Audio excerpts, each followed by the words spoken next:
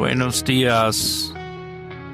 Buenos dias. Good morning. Welcome to the Uncensored Man podcast.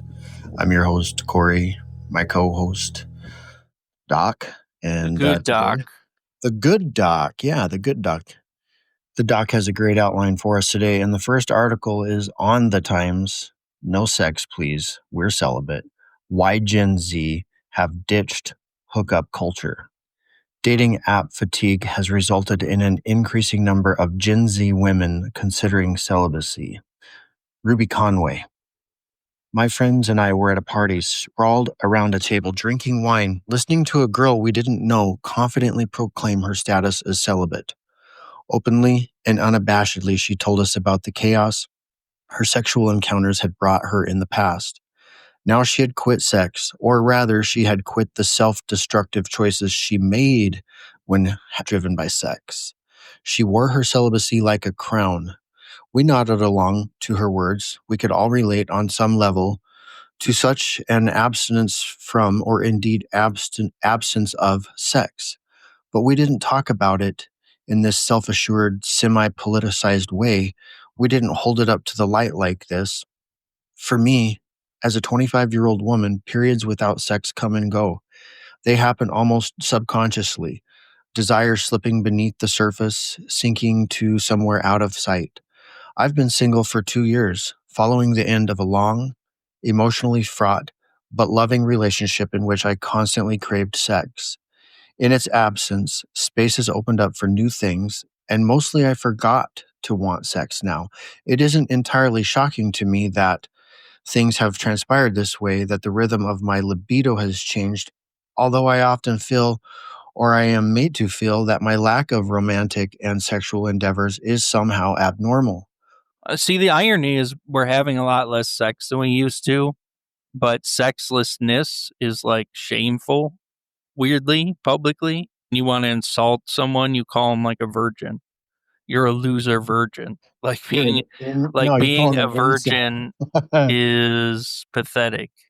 You're an incel.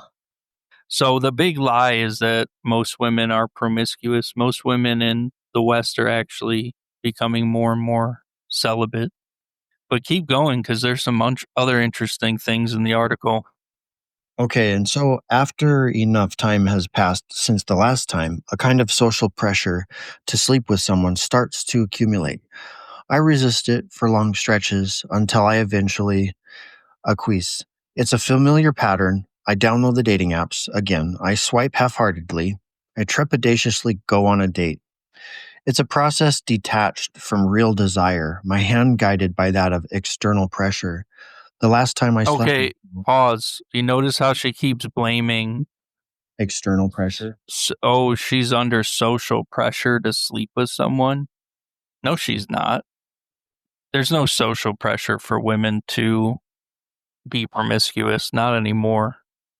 They create the pressure in their own minds. Keep going. Okay.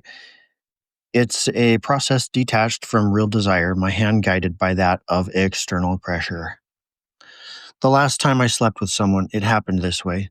By the second date, I'd realized I actively didn't like the man I'd met on Hinge, that he was somewhat patronizing, our conversations already stilted. Still, I felt I had to persist through the date to turn it around somehow, that maybe it was me who was misreading the room. He came back to mine. I made him noodles, and we had unsatisfying sex.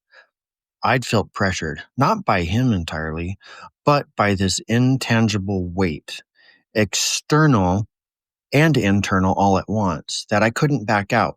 After that, we didn't see each other again. I just think it's interesting that the author keeps referencing some underlying, like, social peer pressure she has to be promiscuous. I think that's interesting as a way of blaming the behavior on society.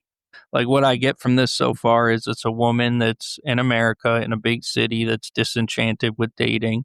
Why is she disenchanted with dating? Well, when you read the whole thing and you get down to the brass tacks of it, it's just she spent most of her young adult life having casual sex, casual encounters, uncoupling sex from intimacy. Now that she's older, where she will want to have an intimate relationship, she no longer is neurochemically able to do that because she's only used to associating sex with casual meaninglessness. So the great irony of the article is it's talking about how women are going to be voluntarily celibate when in reality their lifestyle, their behavior from when they were younger, destroying their ability to actually form mature, stable, intimate relationships, they destroyed that completely. So the irony is that even though they think it's voluntary, it's actually involuntary. This woman's article is putatively about voluntary celibacy, but a lot of women are actually involuntarily celibate. Now let's talk a little bit more about this here. Okay. So she says, this is totally relatable though. Going from having sex when you're in love to this, of course, is a disappointment. Those other few and far between dates I've been on this way are, by and large, mediocre or bad. There was the guy who invited me to his art show and quite literally didn't talk to me. The one who started getting high before he'd even sat down for a drink, and the one who told me I wasn't allowed in his flat with my clothes on. Both. What was she talking about in the first part? Okay, so she's talking about how disappointing it is to have like a one night stand with Oh, somebody yeah. at a mediocre first date. Yes, of course. And numerous studies back that up. Casual sex is disappointing. Most men report that it's disappointing, actually. And sex in the context of a relationship is the highest, it is way more satisfying for both men and women. So that's well known. What was the next part? Well, she talks about the other few and far between dates that she's been on, by and large, are mediocre or bad. And the guy that invited her to the art show didn't talk to her. Another one was getting high before they even sat down for drinks. The one guy wouldn't let her in the flat with her clothes on. That's wild. Why are guys so fucking weird though, too? I want to first just point out it's always a red flag when a woman talks about her dating history and every guy she's ever dated was bad. Oh, he was just a loser. Oh, he was just garbage. That kind of implies a dismissive, avoidant kind of attachment. I'd be careful. Guys get high before dates because they're just nervous. They don't know how to interact with women, Fair enough. and dates are stressful. Men and women grow up talking to each other a lot less, or if they do, it's usually through an electronic intermediary. So it's not really personal in the same way that being face to face with them is. So yeah, a lot of guys have to, have a lot of social anxiety, especially when it comes to women. They have social anxiety even about talking to each other. So it's the most socially retarded generation in history, and it's entirely not their fault. It's just they were raised with the technologies. So yeah, that becomes daunting, and a way to, I guess, ease your anxiety is to get high. Also, as I said in a previous episode, another thing that guys do commonly, especially if they're the types of guys that date many women, is either get high or they get drunk because they can't really do that in a sober state. They have to transform their self state into something else and become more of a, liar, manipulator, deceiver. So it's always a red flag when guys show up hammered on the first date. Oh my For God. women. Having said that, I show up hammered to half the dates I go on these days. You're a red flag. I am a red flag. I don't show up hammered. Always 2 beers, I think. No. Oh, You wow. know, Yeah. part of my nerves when I go on dates is the Spanish. This just gets you all worked up. No, it's just not my native language. Yeah. It usually goes well. Weirdly enough, going on dates using just Google Translator is really makes for like a very intimate date, actually, surprisingly. A lot of guys are like, oh, I'm not going to go on a date with her because we'll have to translate the whole time. Like, you'd be surprised what like handing back and forth a phone does because you get like huddled together. It's interesting.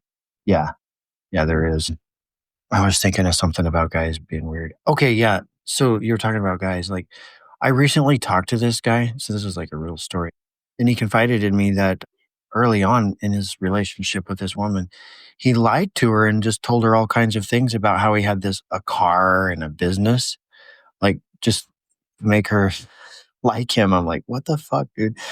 Like, just, padding his experience in life to get her. Yeah. That's crazy. Like, you telling her he has a Porsche and like a business? It's crazy he lied, or the scope of his lies. Yeah, It's not both. crazy to me he lied. Well, I guess not. People are lying all the time these days. Now he's going to jail today because of a woman that I told him fucking year ago. I'm like, this woman is trouble, dude. You need to stay away from her, man. Like, she's a modern woman, modern American woman. I'm like, she's gonna get you in trouble, dude. Like, she's milking him for his money and she's breadcrumbing him along, making him think that she likes him. And she's just hot enough for him, anyways. I don't think she's hot at all. I think she's grotesque. But she keeps stringing him along with these breadcrumbs. And, like, you know what I mean? And then, like, a year later, she starts dipping on him and bowing out and, like, showing little bits of affection to keep him along and then pulling away. Rip. And he's just like completely fucked up over it. Rip. So how did he end up in jail? She shows up at his house at like 5 a.m. or like 3 a.m. Some other dude pulls up with her and she's telling this other dude, like she's hanging out with, that she's going to a girlfriend's house. Meanwhile, she's actually going to her ex-boyfriend's house because he comes out and pulls a gun on him. It just gets wild. And then so my buddy freaks out and he's like, bust this guy's windows out in his car and cops were called and it was just, yeah, it's a fucking disaster. How old are the people involved in It's not this? cool. They're like early 30s, maybe. Imagine fighting over an American chick in 2025. Holy shit. Right. For real. What else did this chick put in this article? Because I feel like there was a lot of good meat at the end. Okay, compounded as they are with all kinds of social tensions, they're a pressure cooker for bad choices. I find them hard to leave and even harder to say no to when they go further. I'm left feeling out of control, like I'm the passenger rather than the driver in a fast moving car. I have to sit back and endure the ride until it's over. What was she talking about with that whole I felt like a passenger thing? Did she mean that in relation to having sex? Or was that in relation to her experience on dating apps? Her experience on dating apps, but in dates. Swiping on dating apps, you mean? Yeah, well, just know the dates in general, how they go, and how she just feels like she's a passenger on some kind of a ride. She just feels like all these dates are out of control. Like she really has no say, that she has to just sit back and endure it until the ride is over, until the guy's done his thing. That's a very interesting way of describing dates. Basically, she's saying she dissociates or she becomes like depersonalized. Right. That's really common in trauma. So she feels some kind of shame and it's ego dystonic. So that's very interesting. Yeah. But yet she still does it.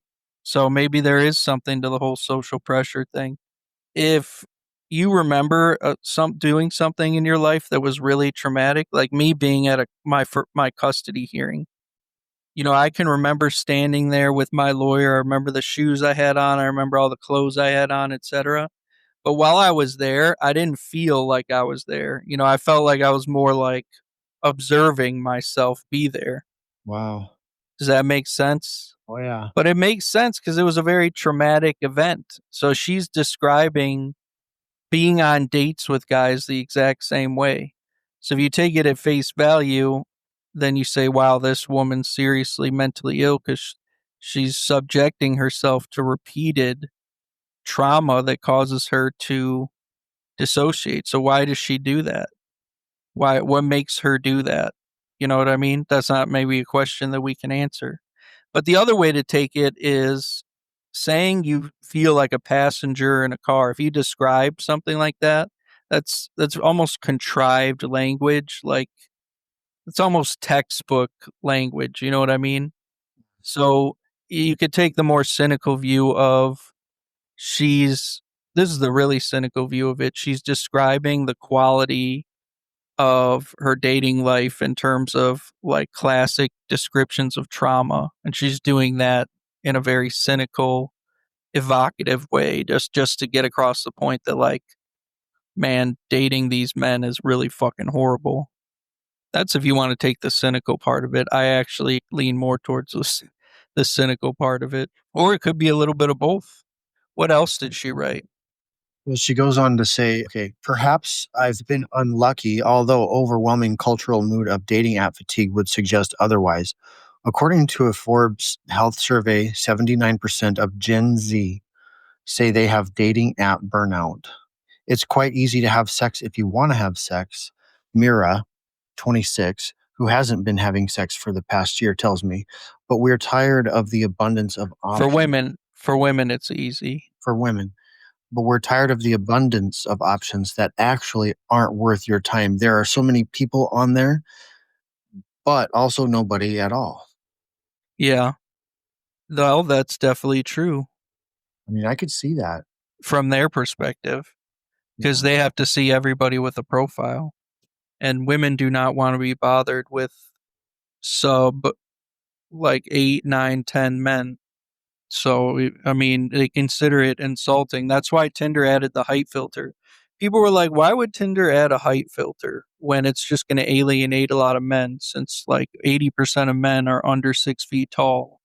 Although, and most girls are going to filter out those guys. Why would Tinder do that? Well, the answer is to cater to women because they have so few women on these apps.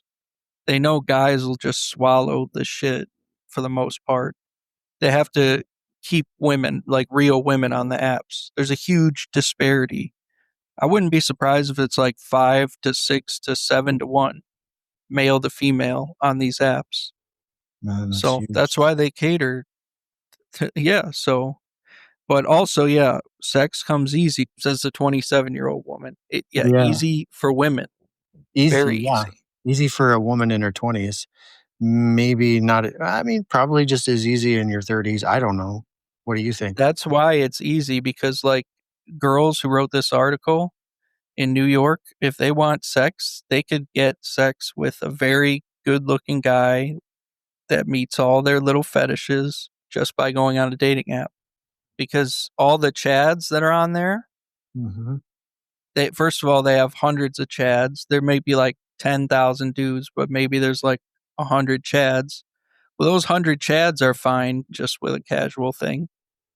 So that's the other thing guys got to understand. There are women definitely that go there looking for casual sex, and they do get it easily. But as this woman describes, it's like traumatic going on dates. And that's also my interpretation, though, is the reason why she describes all that trauma on dating is because she dates a bunch of narcissists. She dates a bunch of chads.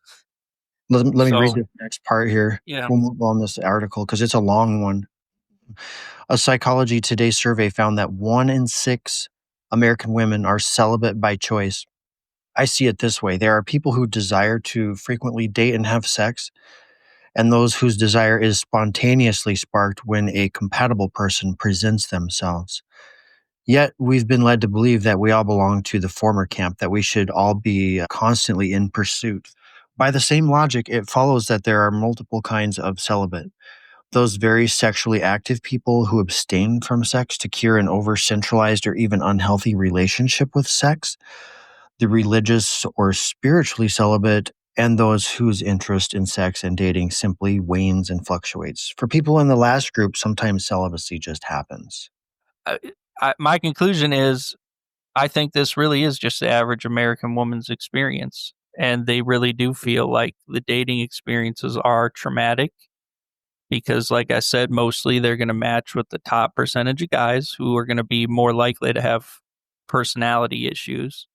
And then they have a bad experience. It says our cultural narrative around time and sex in general is peculiar. The last time we had sex carries so much social weight. Maybe in her New York City social circle, it's important. That's not important for most average people.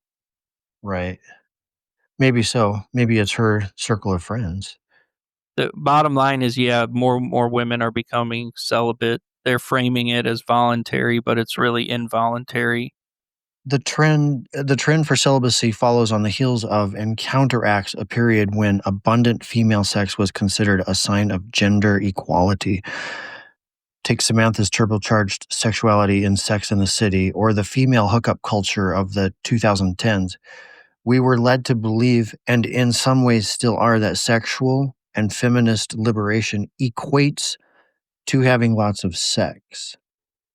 Dating is so bad that women are largely becoming voluntarily celibate. Young women are just refusing to interact with men. When in reality, the real story is that a lot of women, not all, but a lot of young women are celibate now, not voluntarily, but because they spent their early youth years being promiscuous and separating sex from intimacy. All they really had was casual sex. And if you do that for the first 15 to 20 years of your life, it's not really possible to recouple sex and intimacy. Therefore, you can't really pair bond well with your future partner. So this woman is complaining about celibacy, saying it's mostly voluntary and it's society's fault and it's men's fault. But it's voluntary, but it's really just involuntary. Involuntary. So Listen, most women in her position are involuntarily celibate. They're incels. Let's just make that clear.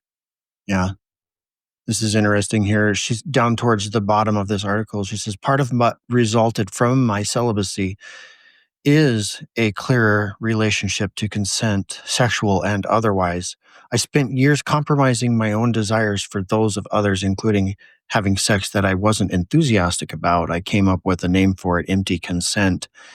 And, I can see that I too am culpable of empty consent, and I would hazard a guess that most women are. And I can honestly say I see that in a lot of women. Like, let's be real, how easy, like, some women are. Like, you would think that it would be hard to have sex with women, but really, for a lot of women, it's really just not. Like, I cannot believe how easy they just step right into sex and just consent to whatever. Seriously. For the ones that are easy, yeah. Empty consent. Like, they just go with it. Like, it's not hard. It's just like taking candy?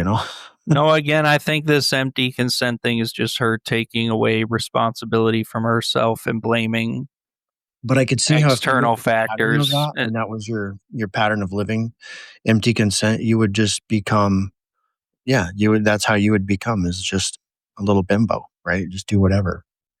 Well, it's just like the author is promiscuous, and the reason she's promiscuous is either because she's very severely traumatized and self sabotages, so she engages in sex as a way to harm herself. So it's self harming behavior. Or, well, some women use it as self soothing behavior. So she could be, maybe she's promiscuous because it's a way of self soothing. And then why does she describe it as traumatic? Well, because she's lying. Well, on segment 2, the substitutes AI girlfriend and paid parasocial love. If real intimacy is rare, substitutes boom. AI companions and paid attention promise connection without risk. It feels safe, but at a cost. So, like all these AI girlfriends, like really, there's the chat bots, Yeah. You have to be very wealthy if you want a real, like, robot, but I don't think they have any like ones that are quite human like yet. I don't think they're I gonna get just saw there. one. I just saw one. I don't even remember the article, but yeah, there is one now that they're using, and like even with senior citizens to just have conversations with, just like as Yeah. a companion robot. It looks so real, like lifelike. It's I insane. think you're gonna see as the loneliness becomes worse, which it is getting. Yeah, people will resort to even just talking to Chat GPT. I think within 10 years, you'll have like prostitution houses that are just fully robots. And then within a decade after that, you'll be able to buy it for home use. Like the price will be at a place like where you can actually afford it, just like flat screen TVs 20 years ago were super expensive. Now they're like a minor expense, even like huge ones you can get at Walmart for like 200, $300. So, yeah, that is the wave of the future, and that's being touted as a solution to loneliness, but of course, it isn't a solution. Rent a It's just robot. more disconnection. Well, yeah, one of our show notes here, it says if you're paying for pixels, you're training yourself to avoid reality. Yes, and see, I don't know if you ever read one novel people should read. It's one of the best novels written, I think, in the modern era. Is a novel called Ready Player One by Ernest Cline, I've heard of and it. it's set maybe about 15, 20 years in the future, what would be considered the future from now, and it's about a virtual reality world like people can log into, and it's super realistic, and most people work through there, and most people are in like this virtual world most of the day, and they wear this complex haptic feedback thing, so it's like, so it's super lifelike, right? Well, the thing is, out in the real world, everything is shit. The environment's destroyed. People are living in shacks. Pollution's out of control. Everything is electric because gas is like super expensive. And so the real world falls apart as more and more people retreat to fantasy. And virtual reality is one type of fantasy. But having an AI partner or like a robot partner also is another type of fantasy. All that's going to do Robot is dog. embed them further in fantasy. Well, yeah, I mean, and even more shame. I mean, because there's got to be some sort of a shame complex that comes along with having a fucking robot doll as your companion. Like, how low do you have to go? Like, seriously. You know what I mean? That's got to just be like, I I don't mean, it know. might be fun. I mean, I don't know. I mean, would you fuck a robot?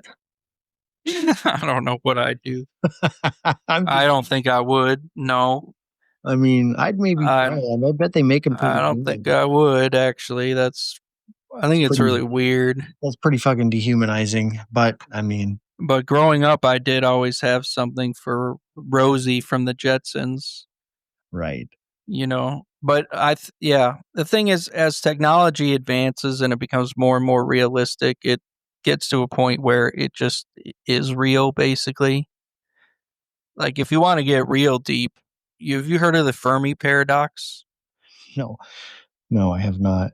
It's the Fermi paradox basically is a statement by Enrico Fermi, who is a scientist, who said basically, why don't we see any alien life if the universe is billions of years old and the probability for life somewhere amongst the trillions and trillions of stars and galaxies is so high? Why haven't we seen any signs of life yet? And there are a variety of problems to the Fermi paradox. One of or the variety of solutions. One of the solutions is just, well, we're simply the only life form, and no other life forms evolved anywhere in the universe. Or like another solution is, oh, this is a simulation, and so I guess we're created for whatever the purpose of the overall simulation is.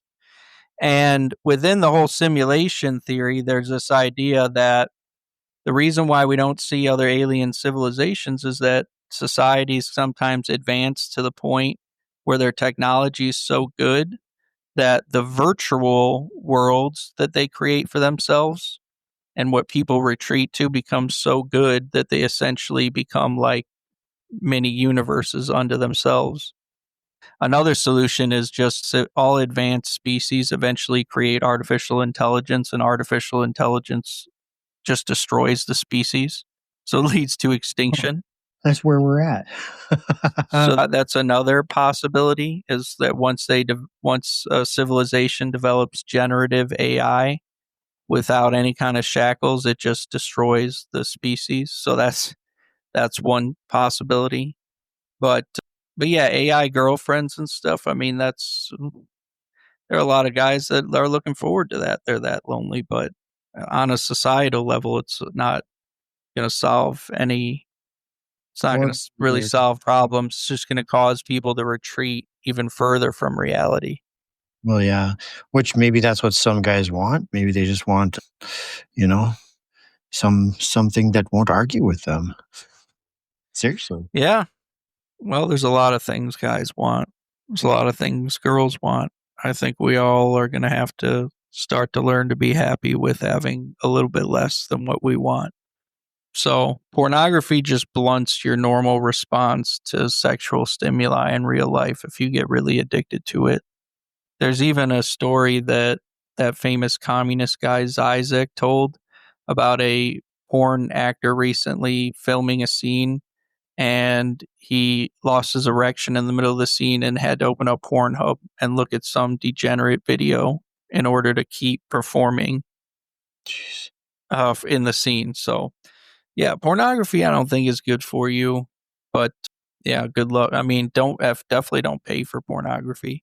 At least if you're going to No. watch porn, please don't contribute to societal degeneracy by paying for OnlyFans shit. Right. Why the fuck do people pay for porn in 2025? I've never understood that. You don't- There's literally never been any single point in my life that I had to pay for porn and couldn't find it free on the internet. Even back in the AOL dial up internet days, all the way till now, there's never been Yeah. like, I've never paid oh, for I it don't know either. how to access it. Like, it's always been easy to access. The fuck? People pay for this bullshit? Lots of people pay for it. I haven't We need more shame about paying for it. long time.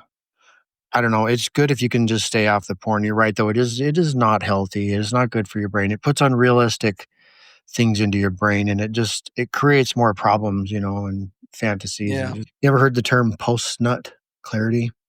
Yes, of course I have. I think that comes in handy if you are single and you're thinking about like maybe some bad options. Think about that. Well, Like I'm the not post nut advocating to clarity have just comes those, from the neurochemical response to orgasm. So but if you've got a couple bad that's what it options you're is. thinking about like ruining your life with, go rub one out, get some post nut clarity, and it will kind of Yeah, erase those that's bad. not, by the way, post nut clarity. The easiest way to know if you're with the wrong chick is if you constantly, after banging her, feel like I really wish this bitch would go away. It's amazing how many guys don't know that that's a huge red flag. Like if you just wish she would go away. And then another red flag is if you have to be altered in any kind of way, that's a huge red Bro, flag. that is a good point. That is a great point because the last relationship I was in with somebody, I felt myself wanting to drink more and more. I was around. I was like, wait, this is not going right. Yeah, that's not good. Yeah, That it is wasn't good. not good at all. No, That is not good at all. That's really dangerous. yeah, it was very empty, very unfulfilling. Yeah, Definitely pulled out of that one. Well, testosterone is crashing. Chemistry behind the crash. Men's testosterone has fallen sharply in a few decades. That hits mood, muscle, motivation, and fertility. So it's not just gym talk, it's civilizational. If T stays low, we're looking at a society with less drive, less risk taking, and less will to lead. sure. Sure, we are. So, testosterone levels are dropping. We know that from several studies. They're on average significantly lower today in young men as compared to, several generations ago, you 2, 3 generations. And it is real. It's not like an artifactual thing, it's a real finding. Really? Is this, But the question is, why is it happening? yeah, why? And the superficial answer to that is because we have a greater incidence of metabolic disease, metabolic syndrome. People are fat as fuck. Okay.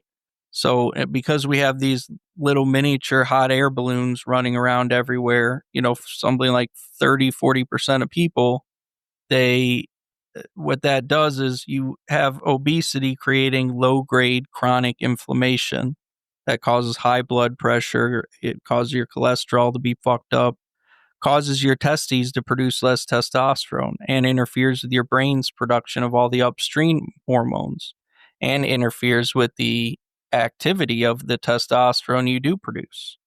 and interferes with the androgen receptors, both intra and extracellularly. So, metabolic syndrome is the main reason why testosterone levels are much lower. But that begs the question, what's causing the metabolic syndrome? And the classic answer you get from people like Casey Means and all these people writing books about, oh, we're killing ourselves even as we live, and talking about the fact that 20%, maybe even 25% of children today are obese, whereas it was less than 1% 100 years ago. They are all blaming food dyes, endocrine disrupting chemicals, Fruit Loops, stuff in the food supply, basically. It's easy calories. That's what they're blaming. And certainly those things, or seed oils is another popular thing. Seed So, oils. so all those things are contributing to metabolic disease, but is food and easy calories, is that the main driver of metabolic syndrome? The answer is it probably is not. Probably what it's looking like is that the main driver of metabolic syndrome is light, artificial light, number one, and lack of sunlight. Okay, so because we're indoor creatures, we get hardly any sunlight. All of our hormones, especially the pituitary hormones, are secreted in response to light signals. So we're meant to release certain hormones at certain times of the day based on the frequencies of light that our eyes take in from the sun. So there's different color frequencies at different times of day. Okay, can we get So that type of light from a light that we can order on the internet? no, Okay, no, it's not no, possible. no. So Nothing can replace the sunlight. what people do is they wake up and the first light that they see is a blue lit microwave device called an iPhone, with a color temperature of 16,000, and it's like very blue spectrum. Well, you're supposed to get blue wavelength light in the morning, but you're also supposed to get it with infrared and red light and some other frequencies too. You're not supposed to get very high concentrations of unopposed blue light. And when you do that chronically, which everybody does, even babies do, because they sleep in cribs and someone turns on a fucking LED light, or even maybe even worse, a fluorescent light in their room, and that's the first light that they're exposed to. So what we're constantly telling our brains is that it's solar noon, when we live these indoor lifestyles and we get very little sunlight and we get very little UV light as well. That's another part of the story. Very And sedentary. so it's the early age exposure to artificial light and especially the lack of sunlight and early morning sunlight that I believe triggers a cascade of hormonal and epigenetic changes.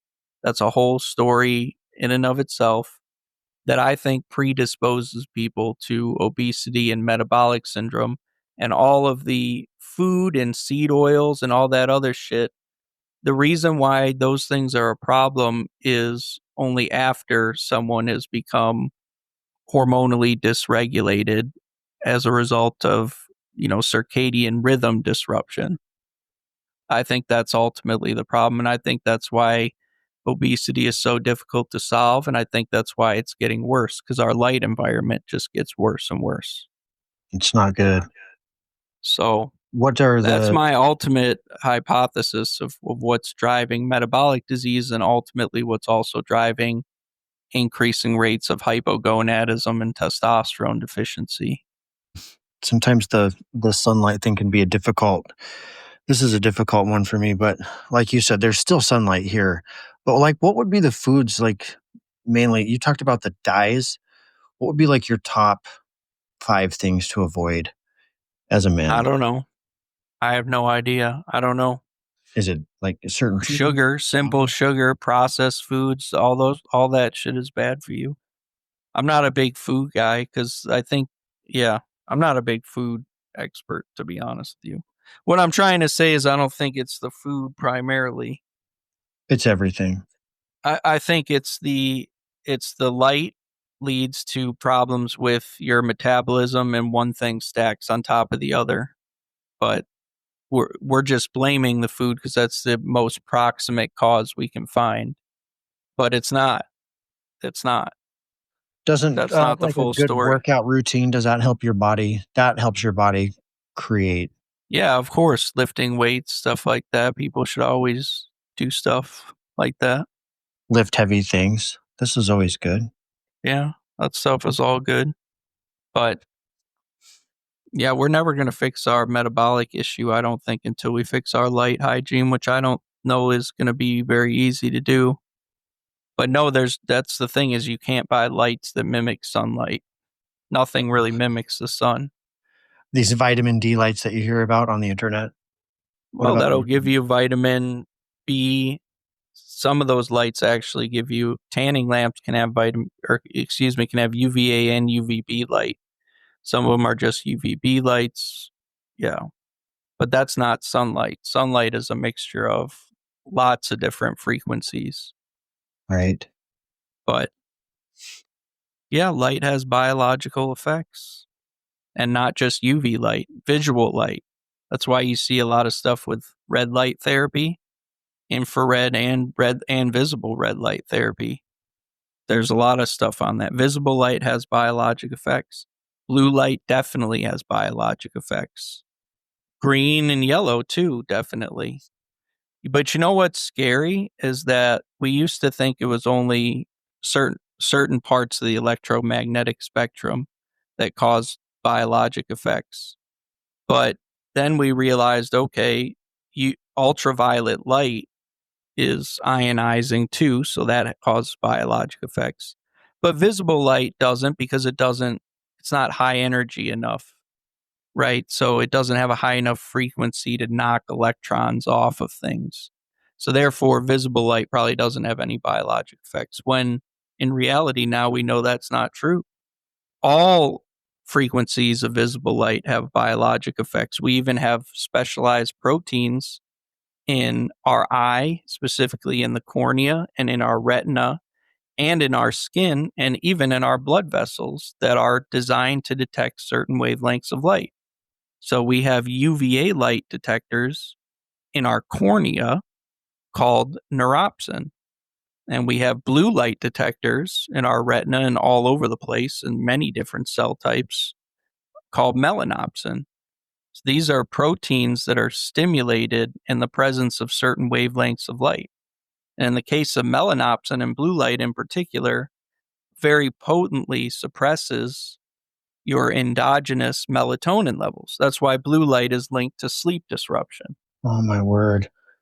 So do you So the really recommend this scary study thing on is the going to phone be for the so night now shift? that so so now that we but here's the real scary thing is now that we know that visible light has biologic effects, what about just past visible light on the electromagnetic spectrum, like microwaves, like RF and microwave radiation, kind of like the radiation emitted by various devices, cell phones, for example. And so, do these have biologic effects? Well, we know that a microwave definitely does. If you put something in a microwave, it causes water molecules to vibrate. That's why if you put a piece of beef in the microwave, you take it out, it tastes like shoe leather because you basically dehydrated it. So, does something happen on a subcellular level with these microwave emitting devices to our cells? If it follows the inverse square law and we keep them in close proximity to our bodies, do we know? I can feel it. Does I, RF radiation cause problems? Do we know that for sure? There's a few studies, but I feel like it does. I'm a hypersensitive person and I can tell like when I've been on my phone for long periods of time, like when I just put it down and put it away from me, I feel a different I well, feel better. there can be a lot of reasons for that. Just being away from the social media and stuff can make people feel better. Maybe But so. you see what I'm saying is the evolution of our understanding of how light affects biology has expanded radically in the Oh, last that's few good. decades.